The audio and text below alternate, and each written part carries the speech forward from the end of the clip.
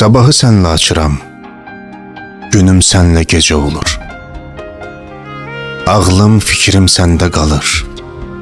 Sevmək görən necə olur? Çox uzaqdan gəlir biri, hər kəsindən öncə olur. Bu öncəlik kölgəsində kövrəlmişəm, bərk dolmuşam. Gümanlardan keçib artıq, mən sənə aşiq olmuşam. Suya həsrət torpaq idim, yağış oldun, nəm tək gəldin. Mən çarəsiz pərvanəyəm, yandırmağa şəm tək gəldin. Gizləməyin nə faydası? Mən sənə aşiq olmuşam. İkimiz üçün hələ döyünən ürəyəm. Denəcə edim, mən ona görə beləyəm.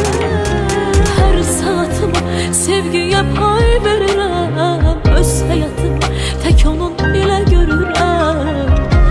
Ona deyin onu sevirəm, deyin ona onu sevirəm. Ürəyimin ürəyinin ürəyi də var, o da mənəm, özü də ki var. Güneşi də, yağışı da, küləyi də var, o da mənəm, özü də ki var. Ürəyimin ürəyinin ürəyi də var, o da mənəm, özü də ki var. Güneşi də, yağışı da, küləyi də var, o da mənəm, özü də ki var. Ürəyimin ürəyinin ürəyi də var, ürəyi də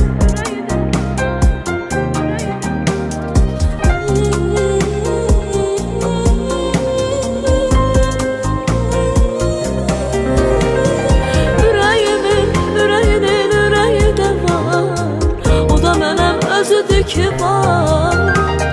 Güneşi də, yağışı da, küləyi də var, o da mənəm, özü də ki var.